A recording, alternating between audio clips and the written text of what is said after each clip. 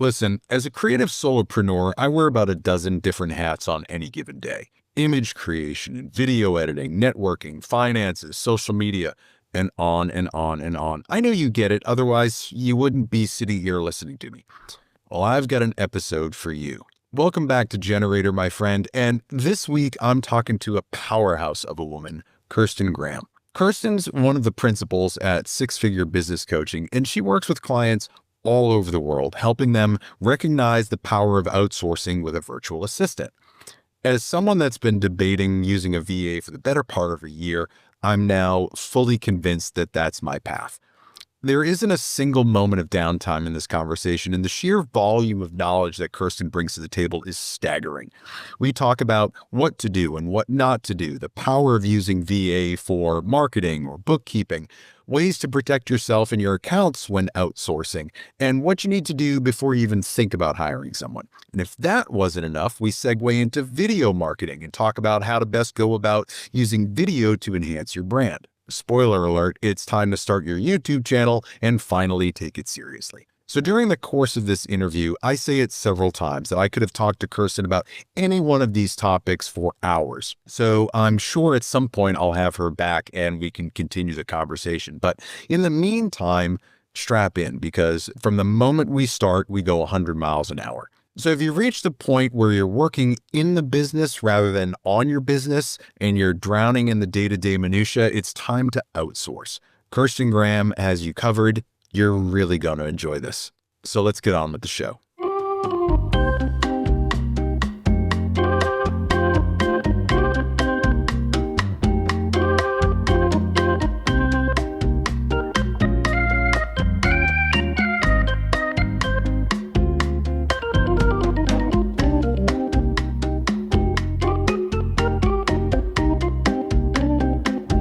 I really am glad that you're here because, like I mentioned a few moments ago, most of my photographer friends, creative friends, authors, sculptors, artists, entrepreneurs, solopreneurs, anybody in the creative arts, we suck at marketing. We just do, you know? And so, Kirsten, I'm so happy you're here today because you're going to help me define what it is that I need to do. I'm going to be your avatar for all other creatives out there. And you're going to mold me into someone that's outsourcing and being more efficient. So just wanted to say thank you for being here. Thank you for having me. I'm excited about the conversation. Sure. So you can tell, highly caffeinated, lots to talk about, and I really don't know where to start.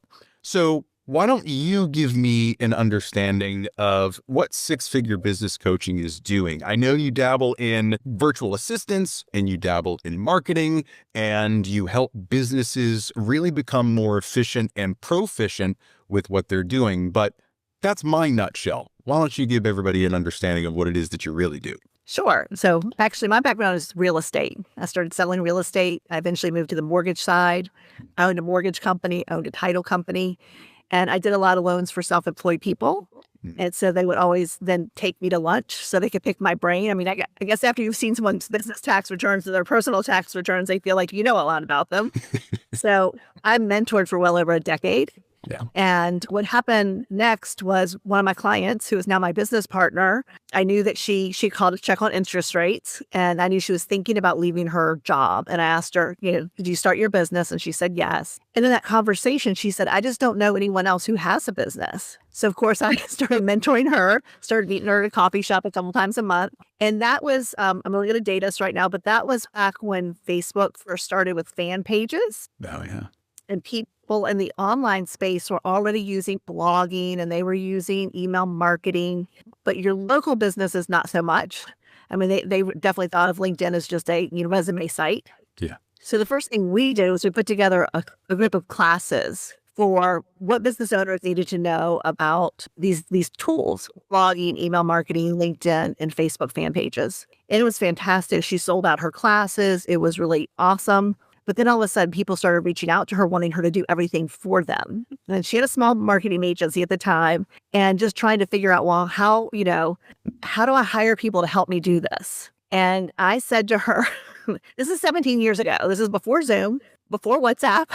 It's back when we were doing most of this by email. And I said, I have read about outsourcing. Would you want to try that?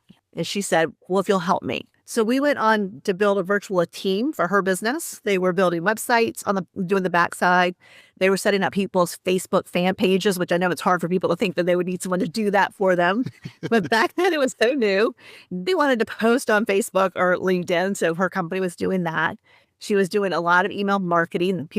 I think a lot of local businesses saw the value in that right away. Mm-hmm. And then some people wanted blogging. So that's what she was offering. She was offering those services. And we've outsourced to 6 different countries. And at this point, we've hired hundreds of virtual assistants for ourselves and our clients. And we did it all wrong. I'm telling you, if it could be done wrong, we made so many mistakes. And we really learned a lot of lessons the hard way. Paying someone in advance because he had an emergency and we never heard from him again. Or on the flip side of that, not having solid SOPs and onboarding processes. So, we joke we were the crappiest bosses for a while. So it was one of those things that, looking back, we both joke that we didn't give up. The fact that we didn't give up is probably just because we're really stubborn and not so smart sometimes. But it really ended up being very rewarding in the long run. So I still have my coaching practice. She still runs her agency. But things start to change. People need to start showing up in their marketing, which makes it, I think, harder for agencies to do a lot of content creation. I think we have to be our content. So she and I ended up partnering almost 14 years ago at this point. And we started helping people with their marketing and outsourcing. And that's just really grown. But we've tried to stay somewhat in certain lanes. So we really help our clients with outsourcing video marketing, social media marketing, emailing, and blogging. That's one program. We also have virtual assistants to get our clients booked on podcasts as guests. And we're launching a program that will help small businesses with their bookkeeping, because I feel like that's something that's so important for small business owners, is to fall in love with their money and to become empowered CFOs, because that can change everything as far as how quickly their businesses grow. Yeah, absolutely. I know the bookkeeping part for me, while I can understand the numbers, I keep my QuickBooks nice and clean. Once tax time comes around, it gets real dicey real quick. And I want to talk to my CPA, and she takes care of everything there. But I really just wish I had a little bit better financial literacy, right? And I think a lot of creatives like myself, we get enough of it to run our business, and we probably pay ourselves and keep the business running and maybe put a little bit away for savings, right? Times can be tough. But beyond that, it really becomes an exercise in, I don't know what I don't know. And that's where having that expertise, especially in bookkeeping, as an entrepreneur, as a solo business owner, is essential. So I'm going to put a pin in that for a second. Sure. And I really want to get into outsourcing. I was out at WPPI last week. I don't know if you're familiar with WPPI, a big photo conference out in Las Vegas.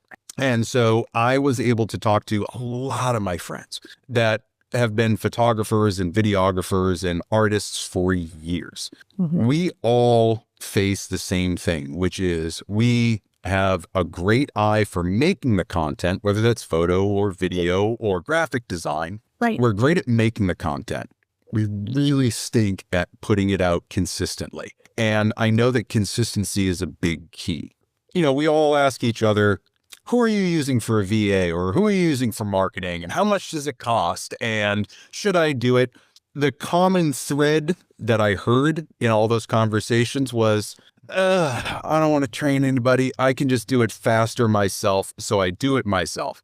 And then I look at them and I go, but are you really doing it? Right? And they go, no, I'm not doing it. It gets lost in the weeds. So what do you say to that business owner, that artist, someone like me that says, I can do it faster myself, and then it kind of goes nowhere? What do you say to that person? Well, they're emphatically right. However, you're one person, and at some point you hit a wall. And you also have to make a decision. Do you want to be a solopreneur forever, or do you want to build a business?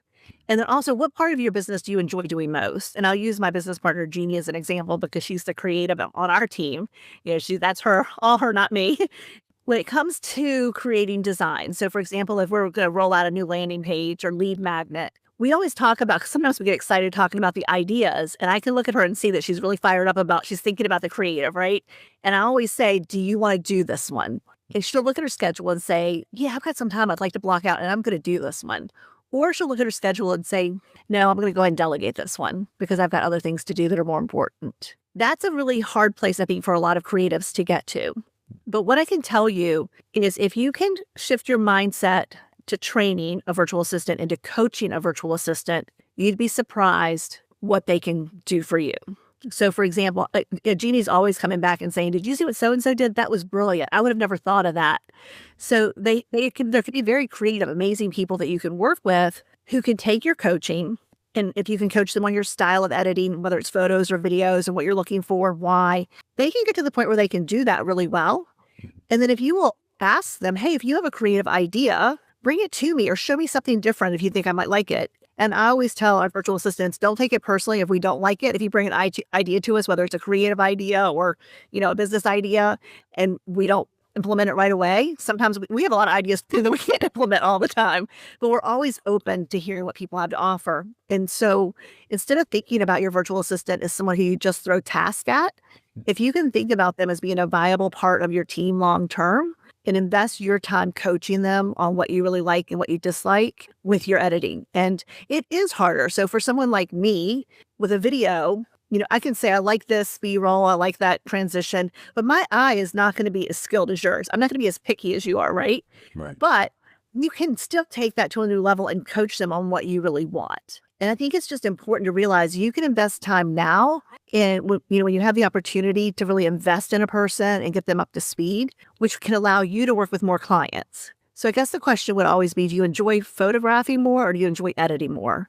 And I think that's the challenge. I think most photographers probably would say they enjoy photographing more. But what about you? Without a doubt. How about you? And I think that act of creation is kind of core to who we are as artists, right?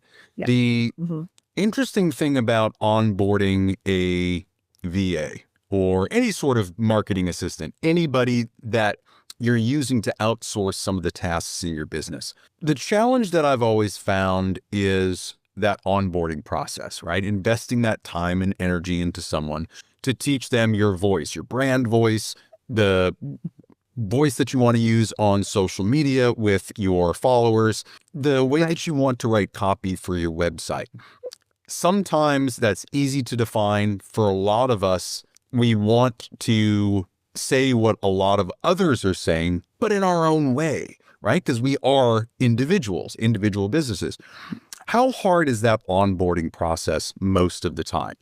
Generally speaking, of course, right? So what can someone realistically expect to spend in terms of time and energy onboarding someone to the point where they can be semi-autonomous and be doing some of these things for you? So first of all, it would really depend on your hiring process. So hiring the right person is imperative. Okay, so if you've got the right person, if you have things like your style guide and your brand voice, if you have all of that documented, then that makes it a lot easier.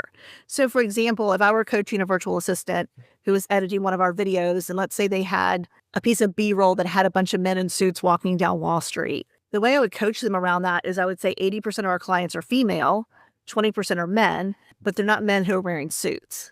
So when you're finding B-roll for us, we want that feeling, we want the person who's watching that to connect with that and to see themselves in that.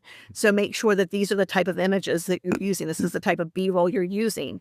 So, find video clips that are about 80% women, 20% men, or make sure that the men are in more casual outfits, not suits.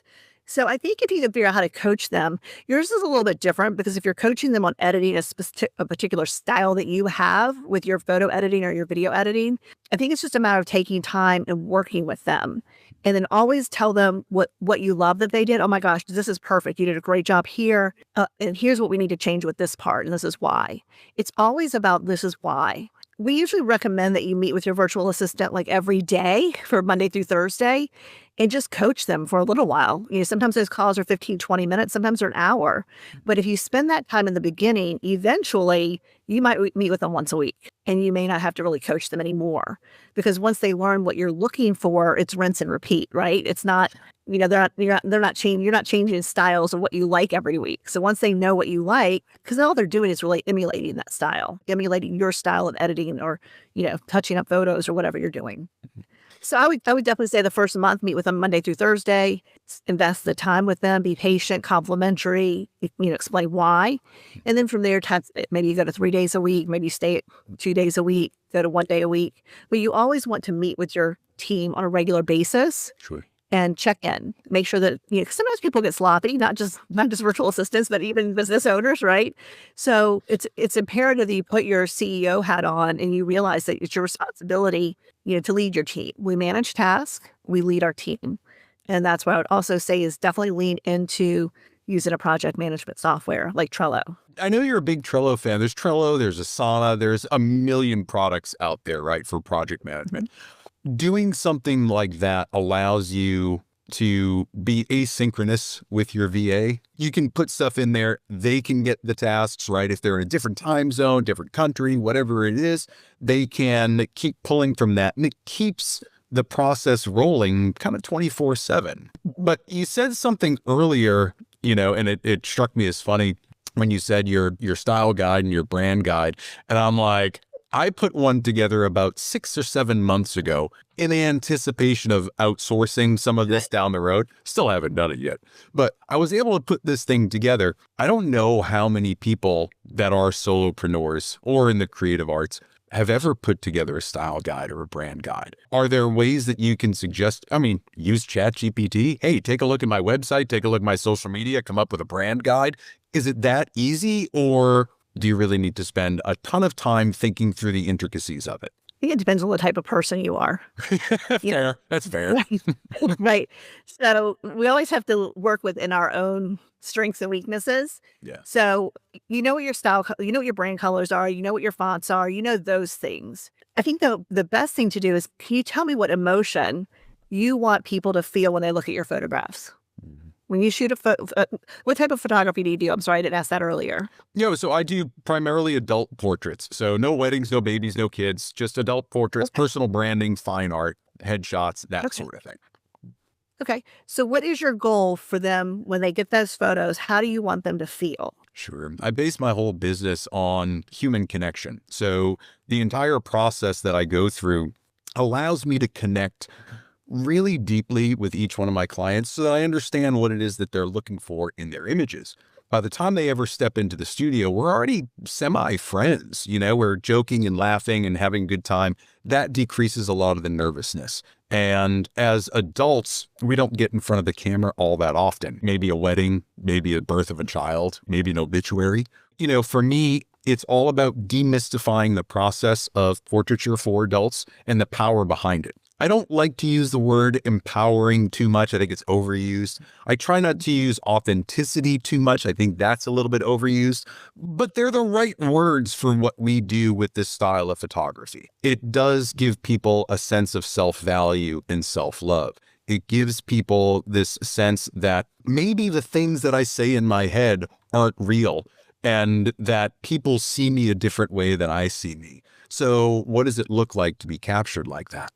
My whole brand is really rooted in those concepts of it being a deep emotional connection to yourself and making sure that the images that you receive are proper representations of who you are and how you want to appear to the world.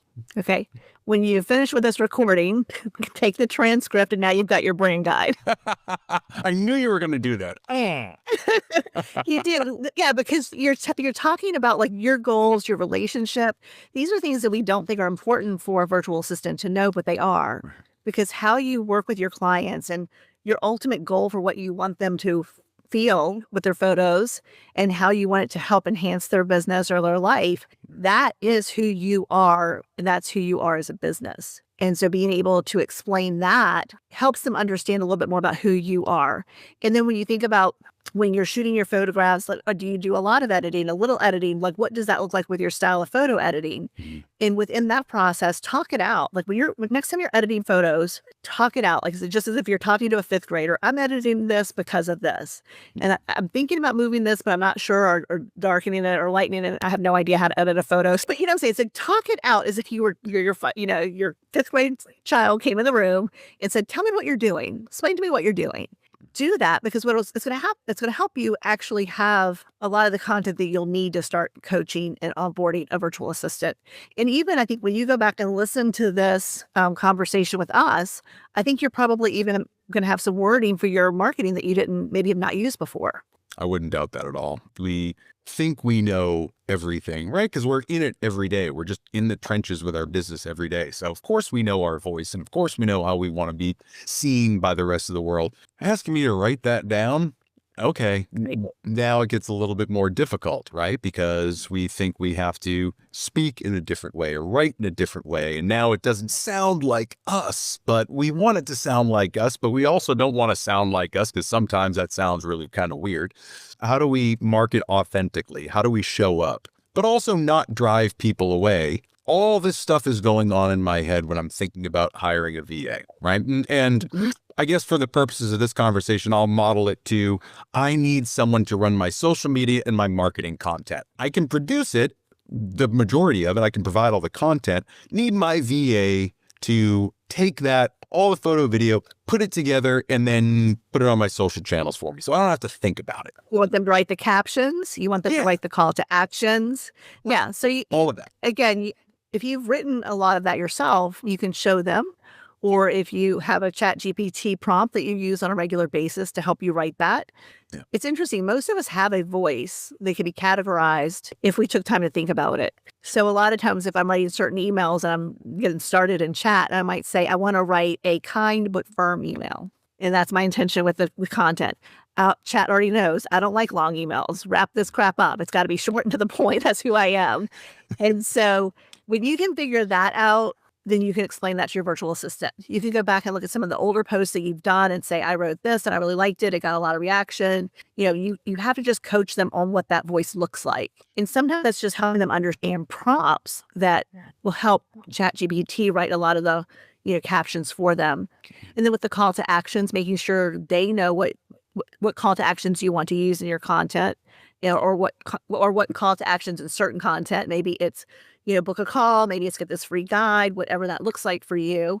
And then if you want them to monitor the content as well, if you want them to reply, let them know, I want you to reply to things that are generic, but if it's something more personal where it could possibly lead to something else, please let me see it because I may want to jump into that conversation and take care of it myself. So it's just communicating the boundaries and the expectations of what you want them to do. And then again, don't let them schedule or post until you've signed off on it. And that's what the meetings are about. Hey, I just gave you 35 photos and video clips. Go ahead and write captions and here are the CTAs. And let's meet in 2 days and let's spend an hour together going through them together. And I'll tell you what I like and why I like it, what's not working and why it's not working. We can correct it on the spot together. And that's how you coach them. Got it. As you start to transition some of this work, right? And it's hard, man. Being a control freak, type A control freak, it's hard to hand some of that stuff off, I'll tell you. As you start to do it and you're coaching your VA, inevitably, there are going to be some bits of nuance that they don't get or you don't explain, right? And it's no fault on either side. It just happens, right? There's nuance that will never get translated. From the standpoint of the audience, what's good enough, right? So if a word isn't precisely right that I would use, but it's pretty much on point, how does someone who worries about every word and every phrase like me, how do I let go of some of that control and be like, you know what, it's good enough. It's good enough for my audience. Progress, not perfection. And maybe if we looked at it from a different lens, what if the way they worded it actually connects with someone that you wouldn't have necessarily connected with if you said it your way? So sometimes having the voice broken, not coming off a brand, but just having somebody say something, because you and I, let's say we went to Google, we're searching something. The way what we might put in that search bar could be very different, but we're trying to get the same results. Okay. Neither of us are wrong. We're just the way we ask things in Google may be very different. So just understanding that sometimes having people use a little bit different language than you may use, it may be a good thing because it may connect with someone that you wouldn't have connected with otherwise. It could be an ideal client for you. The other thing is when you talk about consistency, it's really important to be consistent and perfection gets in the way of that. And most people, are not going to read your captions and think, oh, they should have used a different word there. Or, oh my gosh, 1 out of 30 things had a misspelling or a typo. Like we sometimes act like those things are the end of the world when nobody really noticed. And a lot of times they don't care, even if they did notice. Now you do have those grammar Nazis who are like, oh, you have a typo here. Okay, thank you for letting me know. But I think most people, one of the reasons why people connect with us so well on YouTube is because what you see is what you get. Not perfect, make mistakes, all kind of dog walks into the middle of a video and there they are. But people, I think, connect with us as humans more so than when we try to be perfect. What's the biggest mistake that a lot of people make when they're first starting to outsource, right? Do they hire the wrong VA? Do they go about it the wrong way? Do they not do enough guidance? What's kind of one of the biggest mistakes that you keep in the back of your mind to try to avoid in this whole process? I think it's not following the proper steps. So first of all, you need to have the resources that your virtual assistant needs, just like we were talking about your style guide, your brand voice, those things.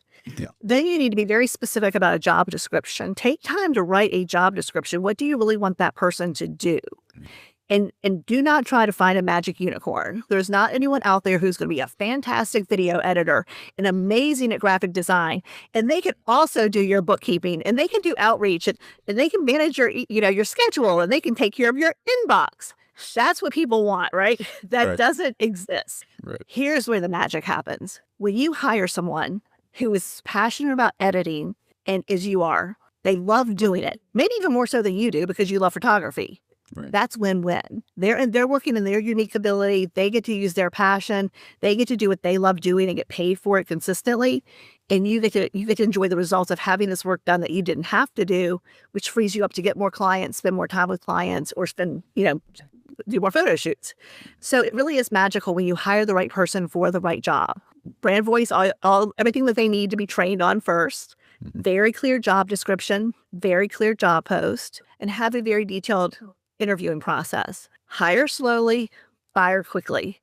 And this is something I think a lot of people don't really understand the importance of, is you'd much rather spend time having 2 or 3 interviews with someone just to ensure that they are the right person than to hire someone and then spend 2 months with them and realize that they're not the right person. So the more time you spend vetting them, asking questions, having conversations with them, really finding out what's important to them, it's really that makes all the difference in the world. And then when you hire them, have, like I said, a detailed process of how you delegate work, making sure that you have a process for clear communication, meeting with them consistently. And a lot of people are thinking, well, I don't have time for this. And what that tells me is that you're in a place in your business where you're making money, but not nearly as much as you want, but you can't make any more because you don't have enough hours in the day. So you have to invest time, energy, and money in outsourcing, but the rewards can be exponential.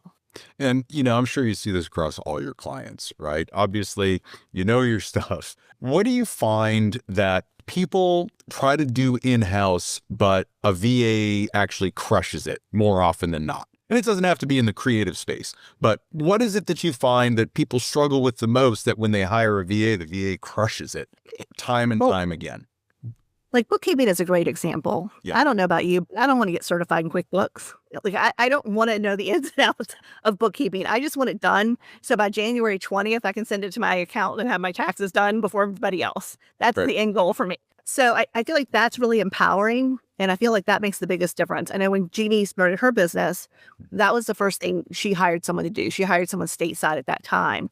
But for her, it was so liberating not feeling like, I've got to look at my bank statements. I've got to put this together. I've got to do this, rather than I just have to send this off to my bookkeeper and he'll take care of all of it. So I feel like that can change everything, because it helps people understand how much money they really do have coming in, what their expenses truly look like each month. It gives them the information to be able to cut their expenses or think about how they could spend more money in marketing to increase revenue.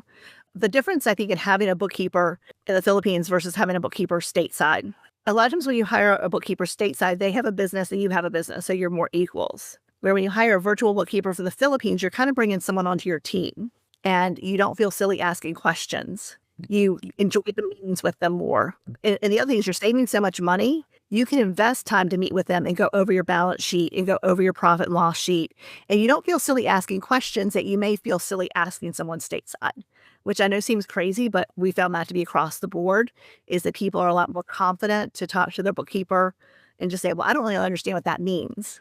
And then having that bookkeeper really explain it to them and not feeling like they're being judged. When you're hiring a VA or anybody outsource, and you're getting to the point where You start trading passwords, allowing them access to your accounts, your financials, that sort of thing. Obviously, you've assumed that little bit of risk because you're in this process of hiring someone outside of your company. But what are some of the things that folks need to be on the lookout for when they are letting someone in to their, secure accounts? What's the best way to go about it? Setting up secondary accounts? Is it giving your password out? What's the best way that folks can protect themselves when they start working with someone that may or may not be around for 3 months, 6 months?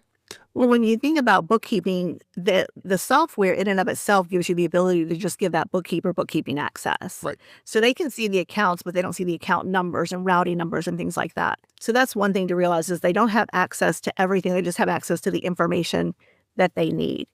When it comes to passwords, like let's say you're going to let someone log into your Canva account or they're going to log into your social media accounts, one, make sure they have a VPN because you want to make sure it looks like they're posting from the US and not from the Philippines. But two, you can have a process where you change passwords every 90 days or so, just so you're keeping those as secure as possible. Yes, you're giving that virtual assistant that new password, but we find that hackers are getting better and better at hacking social media accounts.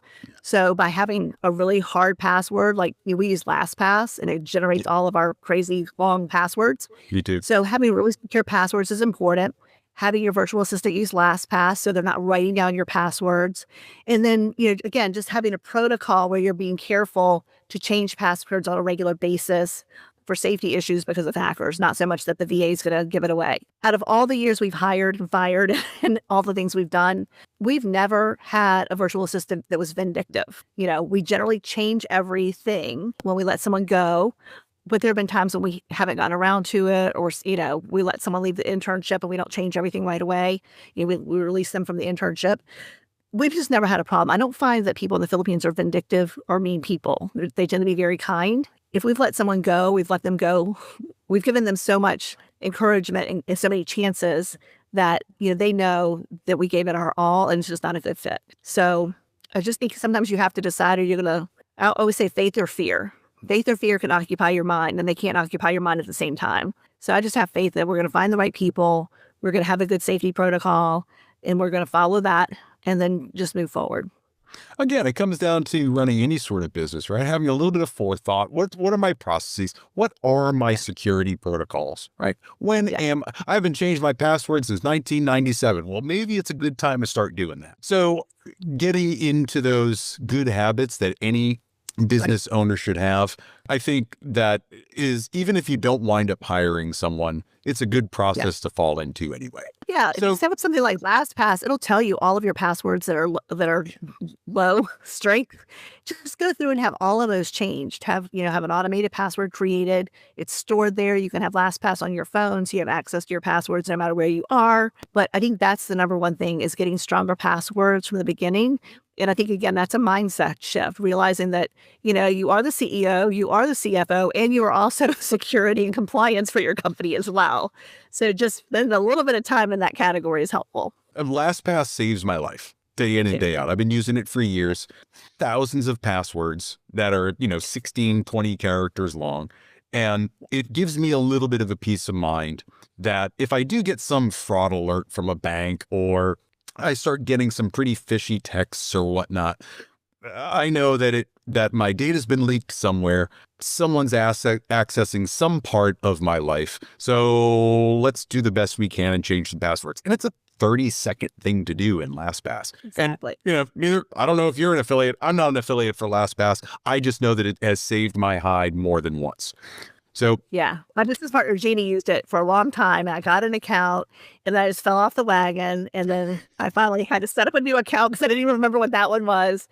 But it's so funny. Once you kind of get into using it, you can't imagine life without it. You have people that have things written down.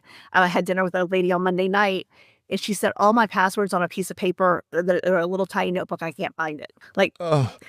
And I was like, well, people, if someone found it, they wouldn't know what it's to. Like, you don't put this is my Bank of America account. This is the routing number. And she said, I do. Oh. Yes. And so I said, please, please, please, and I understand we're all burnt out on learning new things. Yeah. sometimes you have to prioritize, but I would say for everyone, LastPass is really important. And I will tell you how awesome the hackers are getting. I left Sarasota, Florida, and went to Orlando for a conference. I was not driving my car. I did not have my toll tag, and I did not sign into the hotel. So there was no part of me anywhere. About an hour after checking into the hotel, I got a text message saying I needed to pay a toll of $6.17. A little while later, my friend got the same toll request. So we knew it was a scam. We knew right off the bat based on the phone number. But I'm like, how the holy heck did they know that I went through a toll? And it has to be that somehow they have figured out how to hack our phones based on where we're located, which I think is scary as all get out. So I think you also have to remember, because I know this is really easy for all of us to do, is when something comes in and it looks fraudulent or we're getting an alert that we need to do something, we freak out, we want to react. Don't. So I have a couple, when it happens to me, I just go, I send it to Jeannie, I go, is this for real? And she'll come back and she'll go, yes, it is. Or same thing with her. She'll go, I got this. I just need a minute. Let's talk about it. Find somebody that you can bounce it off of, because we do want to react. We freak out. We want to react. You will get taken advantage of more often than you want to if that's how you live. If you do owe somebody some money or something's going on, they're not going to bomb your house in the next 15 seconds if you don't reply to that text message and go get them a gift card at Target, right? So don't be reactive. I'm pretty good. I spent a lot of time in IT and cybersecurity, so I'm relatively aware and pretty paranoid about this stuff. However, they're getting so good, things come through. I'm like, is that real? Is it not? How well is it spoofed? Right. So a lot of times I just take that and go, okay, so such and such text scam ? On Google. And immediately it comes back. Now I know, okay, yeah, I can just get rid of this thing. But yeah, it takes a little bit of vigilance. And I'm worried about folks like my parents, right, that get this stuff all the time and are clicking on things. They're not listening to this podcast, let me tell you. However, like people that take that security for granted are inevitably going to fall for something. And it's not their fault. It's just the hackers are getting that good. But if you're traveling and you use a particular credit card for your trip, when you get back, just lock that credit card and don't use it for a couple months. Yeah. So people don't realize you can usually go in and turn your credit card on and off yourself. Great tip. And so when we were in Vegas last time for a conference, Jeannie misplaced her card. She actually had it on her. She just couldn't find it.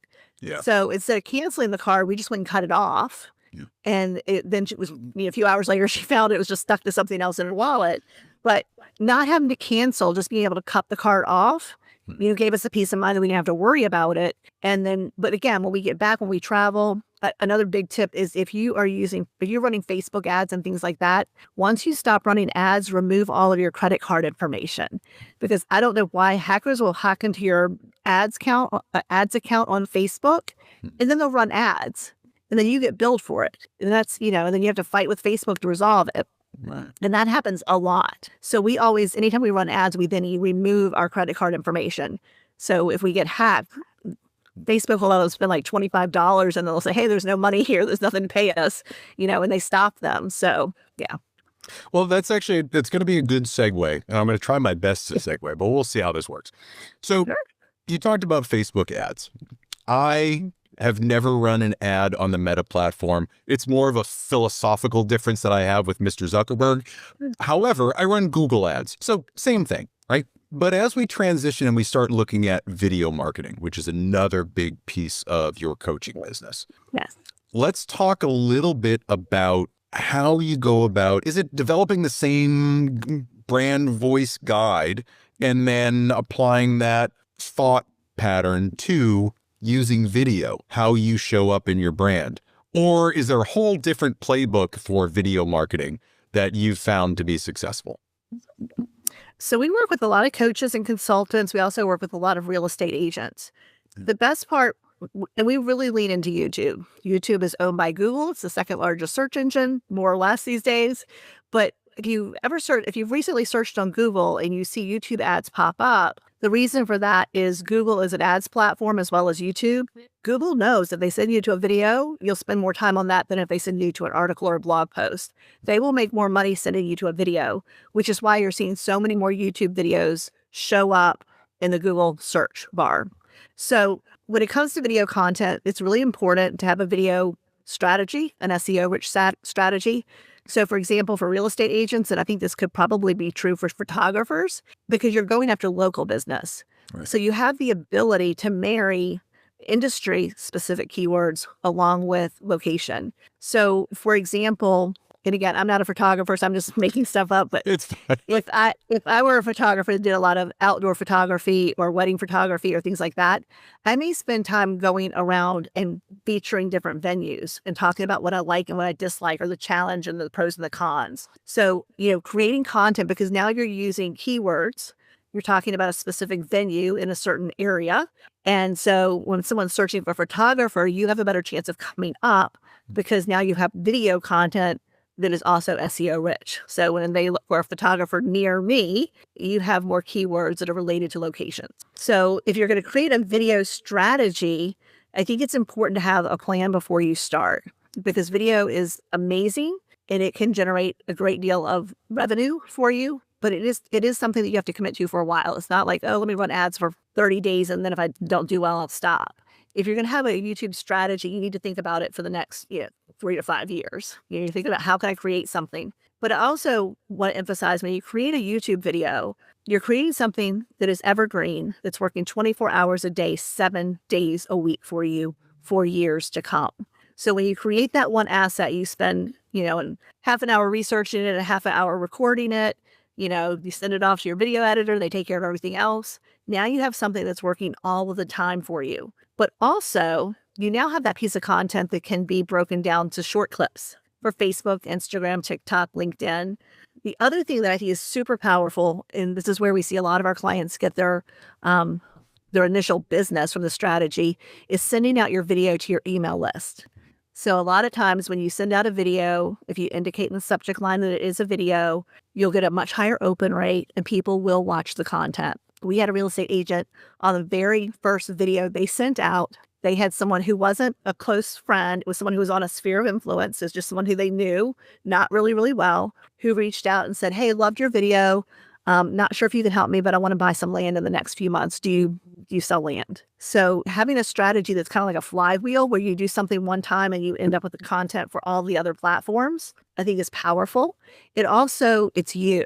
You're showing up consistently in your content. If people watch my content, they either like me or they don't. I mean, with their cup of tea or I'm not. And so, if you meet me on the streets, I talk with my hands just like I do here. And I think what happens is that makes people feel really good. When they see enough of your content, they watch enough of your videos, when they book a call with me, they feel like they already know me.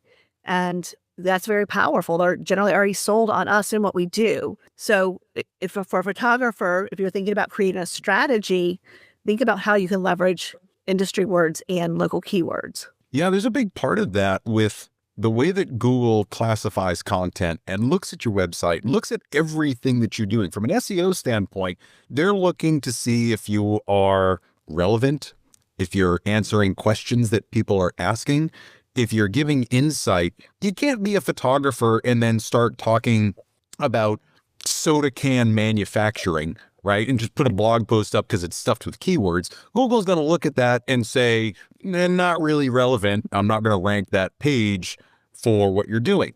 The thing I love about YouTube, not a huge YouTube star. I wish I had started years ago, like 15 years ago. Now that I have a strategy of my own, I love putting Generator on YouTube, because not only is it being searched, but now I have constant SEO, right? With transcripts and captions and relevancy to my industry. And like you said, it's working 24/7. Yes. The thing that I see a lot of creatives or people that are starting with video, right? I get asked a lot of times, hey man, can you teach me how to do video? Can you teach me editing? Can you teach me how to film? I always say, well, where's it going? What are you doing? Exactly. And a lot of people think that video is just take your phone, turn it on, capture the video, post it. A lot more that goes into it, which is a whole different conversation. But from the standpoint of looking at the platforms, Facebook, Instagram, TikTok, YouTube, I know you can repurpose the same video across all the platforms. Is there one platform, is it YouTube, that has performed the best for you over the years, given that the algorithms are changing seemingly every 30 seconds?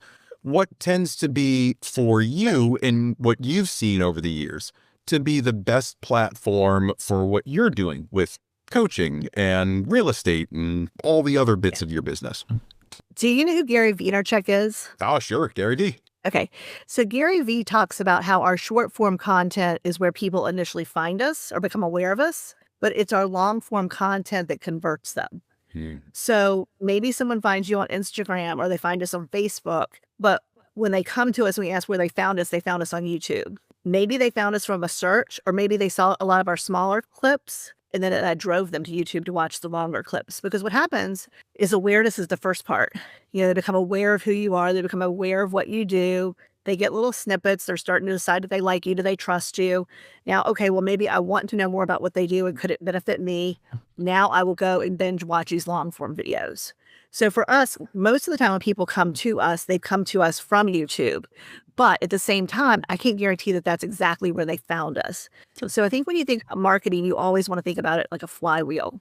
Now, if you're running ads, or if you've a person who built a really big Instagram following, well, then yes, you can say directly where your content's coming from. But for a lot of us, creating content for multiple platforms makes sense because our clients are on different platforms. And also being into SEO, I think, is really, really important. I think a lot of people think, I'm going to run out of things to talk about. Yeah. Do you feel that way sometimes? Like, I'm going to run out of things to talk about. Okay, I want to promise you're not going to. And I'm going to give you an example of a channel to go to. People want to use us if we're known for something. If you are known for being the wedding photographer in Minnesota, that's who you are. You're the star of Minnesota. You've got the content out there. You've got the channel. That's what you're talking about all the time. You become known for that. You become the expert. Well, you think, well, how many things can I talk about? There's a lovely woman who has a channel. It's called Minimal Mom. And she's been talking about minimalism for God, I don't know how long. But she consistently shows up. Her videos do really well. And she's been talking about that same topic week after week, year after year. The bigger challenge is not that you'll run out of content, it's that you'll get bored with it. And those are two totally different things. So you have to challenge yourself to think about, well, how can I stay on topic of what I want to be known for, but also make it interesting?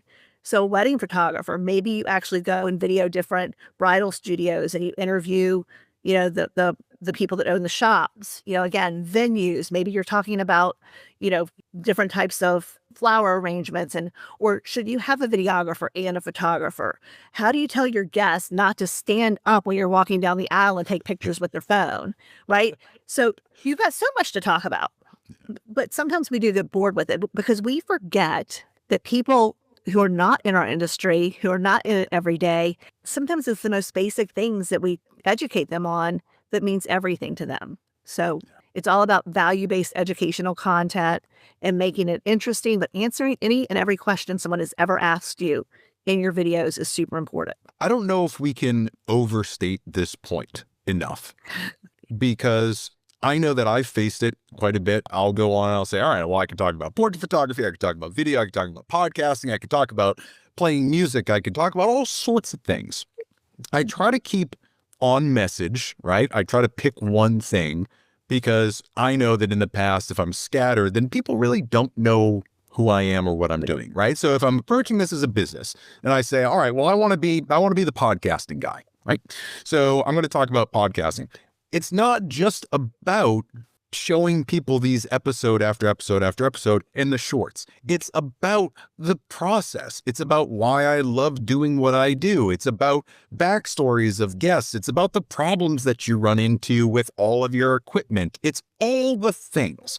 And then it's also connecting with other people that do the same thing and hearing from them and getting short bits and pieces from there. I think the more that you can position yourself as a passionate advocate for what it is that you do, rather than just saying, here's my business, buy my stuff. Instead, you're saying, hey, let me give you insight to what it is that I do. Let me help solve your problems. Let me give this information away.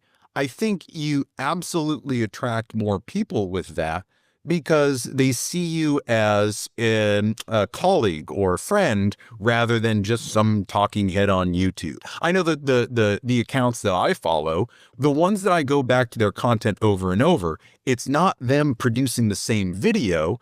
I'm getting the insight to the world that they live in. I'm getting more of their personality. And I found that a lot of us creatives want to project an image of being the perfect person. And there is so much life that is housed in that imperfection, in the stuff that, you know what, I'm having kind of a shitty day. I'm having a hard time managing my family and my business and all the stuff. And I need to talk to somebody, and hey, look, there's a camera right here. So I'm going to talk to half the world. I think that type of content, without getting into like trauma dumping, I think with that type of content, it gives you a much more multifaceted view of your world so that your audience can better understand, hey, is this someone that I want to do business with or not? So in that, I've used ChatGPT. I'm a huge AI nerd. So I've used all the different models out there to see what works best, what sounds most natural. But one of the things I keep going back to is idea generation, of saying, all right, ChatGPT, you know everything besides my waist size, basically, about me. So what are the things that I can talk about now that I haven't talked about in the past? I want to focus on client experience. Give me 15 or 20 videos that I can make, short form videos. Let me pick a couple of titles. Let me take that title and now maybe come up with a shot list or a script. Something that I can finesse and not start from scratch every single time. One of the biggest boundaries that I find for creators is that they just feel like it's this burden to start from scratch every single time. And I don't think you need to do that anymore. What have you found with the folks that you're coaching? How do they stay consistent and continue to produce relevant content for their businesses? Well, first of all, it helps if you have a spreadsheet, I think, to list video ideas. I mean, first of all, someone asks you a question, and you're like, oh my gosh, that's a great video, but you'll forget. You think you won't. So having a place, even on your phone, on notes, and say, so-and-so just asked us, that's a great video. So having a process to be able to capture those ideas when they come to you, and then being able to organize them in a way to say, okay, well, I'm going to, I want to do these on client experience. I want to do these on location. I want to do these as an interview so I can promote another local business. Having a little bit of a plan makes it easier. The other thing is we encourage our clients not to post their first YouTube video until they have 4 videos fully produced. And the way we define fully produced is they're uploaded, all the SEO's done, YouTube's best practices are done, all of the social media clips are ready to go, scheduled, ready to go out, the emails written, ready to go out. Everything is a go. And by being a month ahead and being able to work with their virtual assistant without the pressure of a deadline on those first 4 videos, that's amazing. So that'll be the other thing. Take your time to get a month of content banked before you go live with your content. It'll make a big difference. If you ever get sick or have a family emergency and you have to bounce out for a week, you have content, you're not missing a week. The other thing is now we have clients on our Tuesday call. One is already scheduled through June and the other one through July, because both of them, they have big vacations they want to do over the summer. They have other projects they want to work on. So they just put their heads down and created content, worked with their virtual assistant, got it done, got it scheduled. And now they've got all this breathing room to work on whatever else it is they want to work on. So it's about pre-planning. Some of our clients, they record all 4 videos for the month in one day. They change their shirt. They know what their topics are. They do it. They're done. Other people like to just set aside Friday mornings. I record 1 video every Friday morning. Whatever that looks like, whatever works with your energy and who you are is important. But getting ahead on your content and getting excited about your topics. I mean, if a topic doesn't excite you, figure out how you can make it exciting. How can you make it interesting for you to want to record it? Because people can tell, even on topics that are not a ton of fun to talk about, like you were just talking about, the challenges with editing a podcast. Best podcast ever is the one where you didn't hit record. And you realize at the end, like, crap, I just had a great interview with that person and we did not hit record. I've checked on this like 3 or 4 times, right? Just because that thought is constantly going in my head. Yeah, we go to PodFest every year in January, and it's so funny because everybody who's been creating content for a while has all the same stories. You forgot to hit record, or you realize like long after it was recorded that something was crazy off, or that the audio didn't record at all. It happens to everyone, and it's normal. So just roll with it and have fun with it. And I think just again, just know that there's no such thing as a perfect person. So if you're trying to be a perfect person, yeah, you're shooting for something that doesn't exist. Speaking of perfection, and I love that. I really do. I think a lot of us tend to want that perfection, right? And we're kind of back to the beginning of the conversation. Done is better than perfect, right? Have you ever had a thing that you're like, this is going to bomb. I'm going to put it out there anyway. This is going to bomb. And then it turned out to be brilliant. Do you ever have a moment like that? It is so often. We find it for ourselves and for our clients. There's no rhyme or reason. We're talking to two clients on Tuesday that both had shorts go viral. And neither of them can figure out why, because they're not really any different than their other things. Because, of course, you are trying to look at the analytics. You are trying to figure out why that took off so that you can duplicate it. But sometimes there's no rhyme or reason. But one thing I think people need to understand when it comes to creating video content is the SEO gets people to your content. It's what YouTube or Google will show them if you're using the right keywords. But then your thumbnail has to be fantastic. And in our coaching call, we had a young lady. She said, I can't understand why this particular video, which is a testimonial from one of my clients, isn't doing well when all these others are doing well. Well, all the other ones were of her. She's cute. She's adorable. One of them's her on the beach playing volleyball, big platter of beautiful food.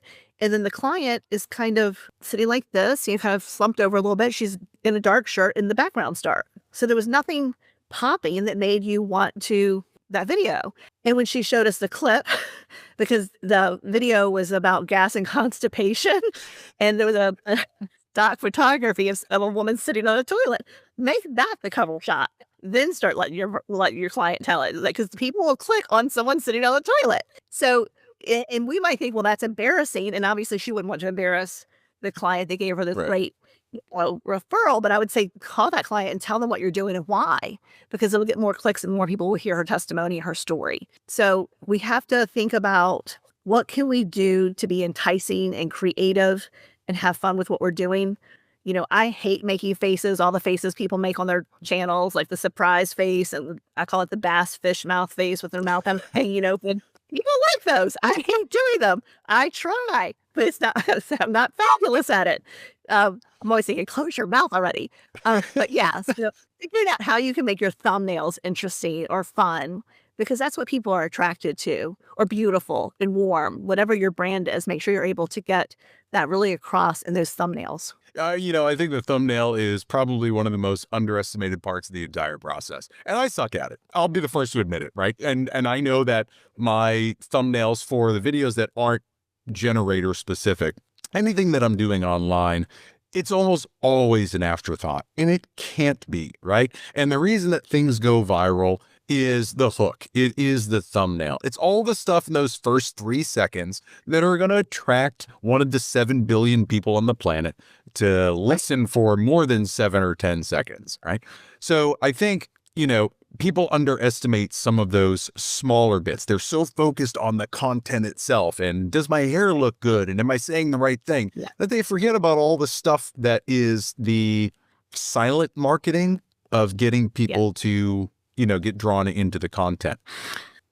Is there anything that you've done unusual or creative or kind of off the reservation that was really weird at first, but now is a kind of a normal part of your business? Has there been anything that you considered weird at the beginning, but now you couldn't stop doing what you tried? Something that was comical that now I realize I should implement more is I was shooting a video because I was somewhere else and I was on a bed and my little dog was behind me. Well, when they would edit it, my dog would just go from one place to the other, right? And I got so many comments about, we love how your dog can disappear, move like that.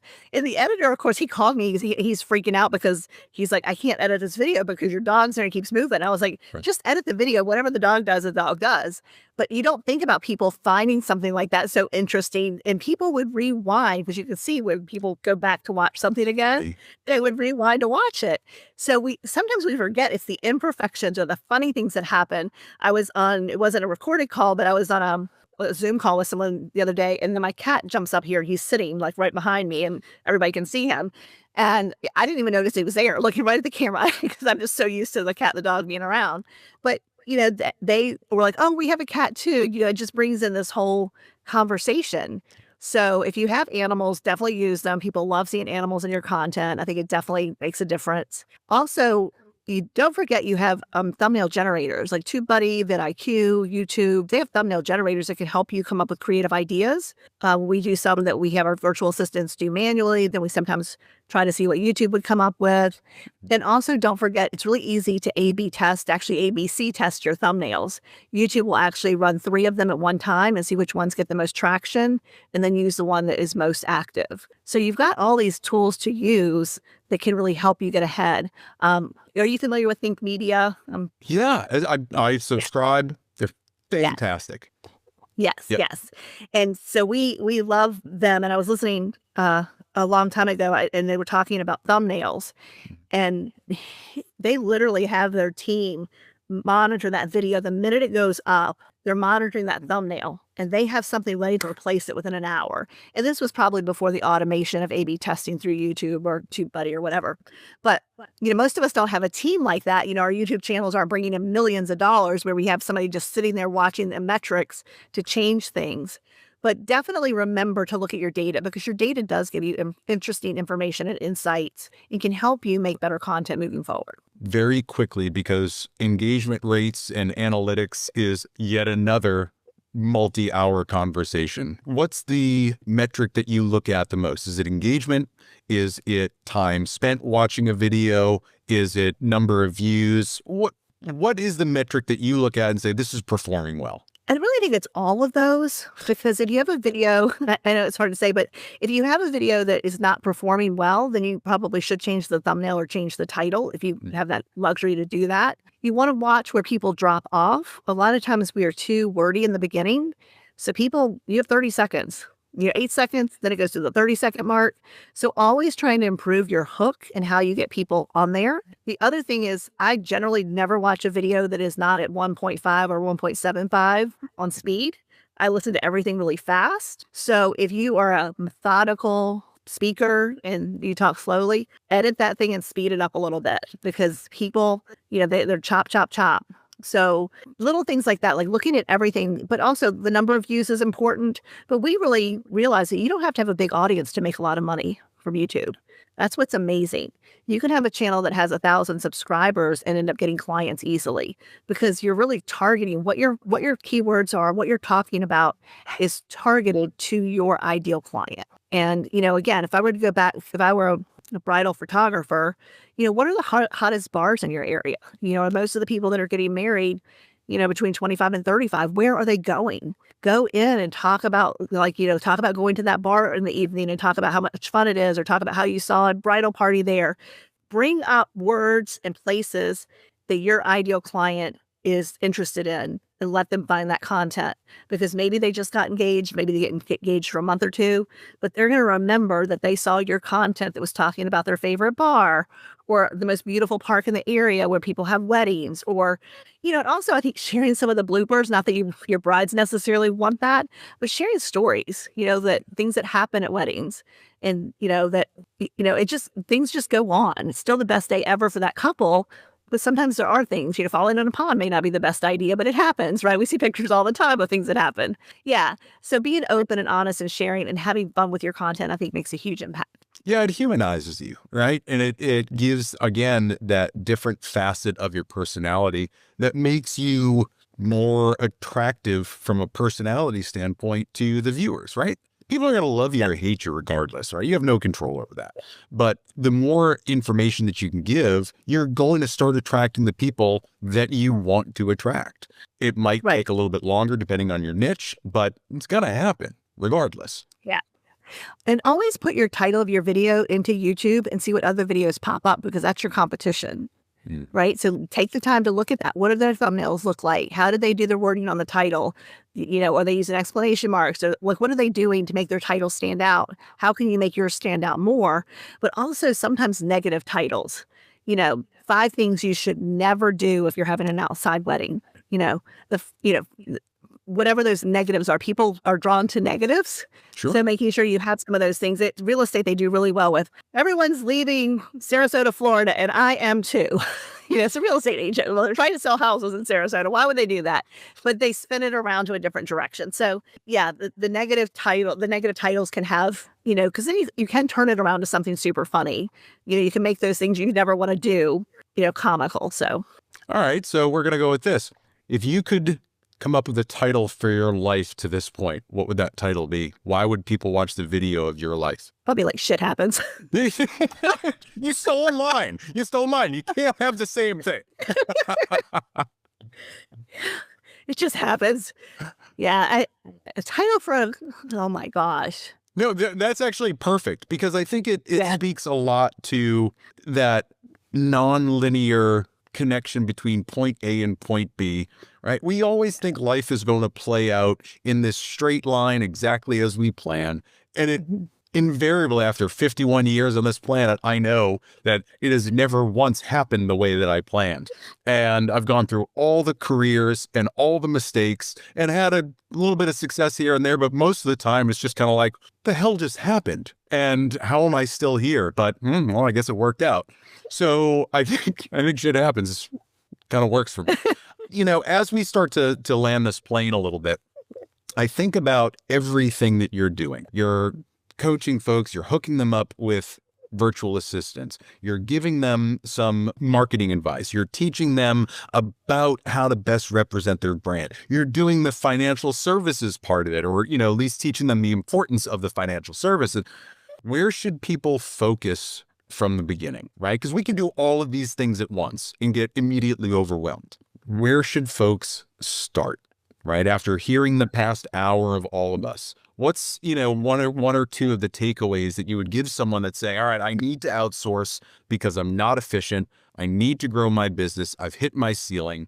Now I'm doing all of these things on YouTube and TikTok and Facebook, and I'm running ads and I'm writing blog posts and I'm doing all of it. None of it seems to be working. What do I look at first? So the first piece of advice I would give you is to make sure you're taking 24 hours, at least a 24-hour block of time where you don't work. So whether that's you never work on Sundays at all, or you don't work on Saturdays.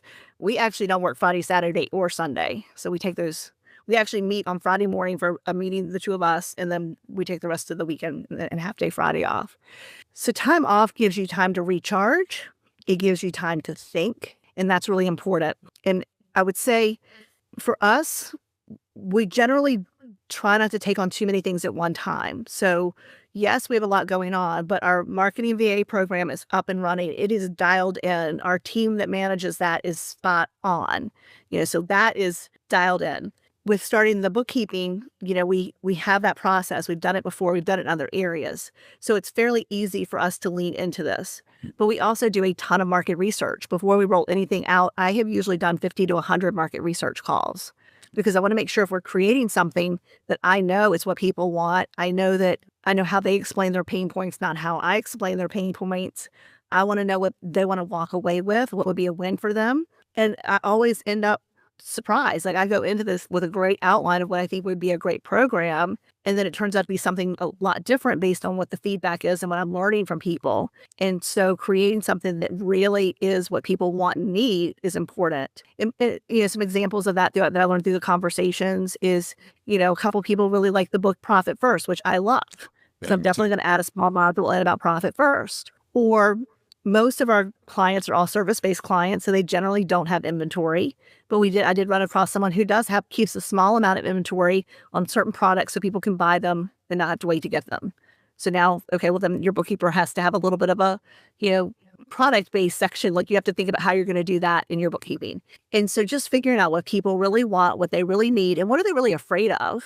And that's what's interesting is everyone knows that they could run their business better if they truly understood their numbers, but they don't know what truly understanding their numbers means. And it's just, it's trying to break that down in a way that people can understand what's going on with their finances, but also get excited about it. Because, it's like you talked about, you've made some money, you've not made some money. If you've had a business, you hopefully have had some really great months where you're like, hell yeah, let's keep this going forever. It doesn't always work that way. And then you've had some months where you're thinking, oh my gosh, like how am I going to pay the bills? Mm-hmm. And so that is just part of being a business owner. But sticking your head in the sand when it's not good or overspending when it is good is not the answer. And so I want people to understand that they're not special. They're not different. All of us are the same. We're all in that same boat on a regular basis. But the people who power through are the people that take the initiative, look at what they don't want to look at when things are stressful. And then that information, because that's all your bookkeeping is information. That information can help you make decisions that can then move you forward. Okay, I need to really focus on making 2 sales in the next 60 days, or I really need to cut these costs, whatever that looks like. And it's the same thing, I think, with your marketing, having a plan and not trying to do everything at one time. So, we really focus in on YouTube, create great content for that. They can pull content from those other platforms, but a lot of them go on to create specific content for a certain platform. We have a couple people that love Instagram and they love that Instagram feel, and that's the platform they love being on. So along with their video clips that go on and their posts that their VA creates, they still create some content for that platform because it is their biggest platform and it is a platform they really enjoy engaging on. So you can't do it all at once. So sometimes you have to say no. So we say no a lot. I want people to get in touch with you because the amount of knowledge that you're able to just impart in the past 60 minutes is fantastic foundational knowledge that everybody needs to hear. And clearly we're just scratching the surface of all of these things. Any one of these topics we could discuss ad nauseum, right? And still never finish all the details in. Not only because they're huge topics, but because everybody's business is different. And, one of my favorite things to say is that even Olympic athletes need coaches. So no matter how good your business you think is running, you could always stand to get a little bit more insight and an unbiased opinion of what it is that you're doing. So if people want to find you, I know that you have YouTube channels and Facebook groups that I've joined and all of these different channels. Where can people find you most efficiently? Well, first of all, I do have a free gift for your audience. Is a guide called Double Your Income with a Marketing Virtual Assistant. And they can get that at outsourcingforbosses.com, outsourcingforbosses.com. Okay. And then that guide at the bottom, there'll be a link if you want to book a call to chat with me. I'm always happy to chat with people, whether or not we're the right fit for you. I'll tell you. If we're not, I'm always give you direction on maybe someone else that can help you. But yeah, love helping people figure out what's the next steps for them. And I guess one thing I do want to say to you that's a little bit different too, which I don't think I said earlier, is we're not a marketing agency and we're not an outsourcing agency. Right. Which means when our virtual assistants go to work for our clients, we don't mark up their labor. That virtual assistant goes to work directly for that client because we want it to be a long-term relationship and we want that virtual assistant to be on that client's team. And then on the flip side of that, we're not a marketing agency. We are truly coaching you on how to create the best content you can create so that you show up in your content, it's on your branding. So that's where I think we're a little bit different than most people that are out there. Yeah, we have fun every day. Ain't that the point? Isn't that why we're doing this for ourselves? Like, instead of sitting in a cubicle somewhere and just collecting a paycheck and Social Security, like, we're supposed to be having fun at this. Sometimes it doesn't feel that way, but it's supposed to be the goal, right? Absolutely. Yes.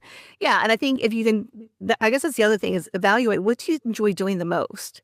I think you're my 7th call today. I would have had 8, but 1 canceled. So it's been a long day of calls, but this is what I love doing most. I love doing podcast interviews. I was doing market research calls today. I had a sales call today. So all good stuff.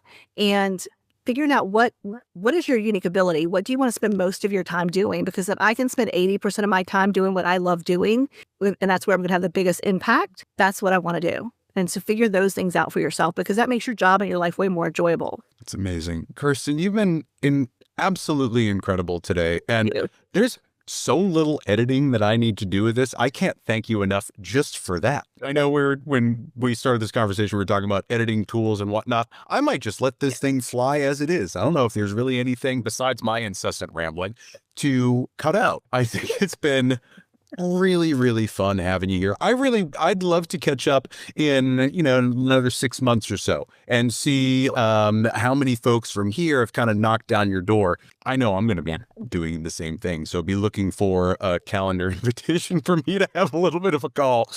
This is right up my alley and something I've been searching for. And I know after last week talking to all my friends that it is an in-demand service. Regardless of where you find it, it's something that almost every creative at least should go through the process of evaluating. Do I need help at this point, or do I need to get my, ducks in a row before I start going to outsourcing. I think having your insight and your expertise is going to help a lot of folks in my world. So thank you. Thank Thank you. you for being so open with all the Yeah. information and everything. It's an invaluable tool to have someone like you in a network. So thank you for that. I appreciate it. You are a great host. So interviewing was really easy. It was a great conversation. So thank you for that. And I am definitely looking forward to us connecting again. Yeah, I love that. All right, so stick around for just a minute. I'm going to have everything for those of you listening. I'm going to have everything in the show notes. All the links, all the freebies that Kirsten was talking about are going to be there in the show notes. So just go check those out and you can download this guide. I already downloaded it. It's fantastic. So go do that. And thanks again. I will be speaking to you soon. Thanks, Kirsten. Thank you.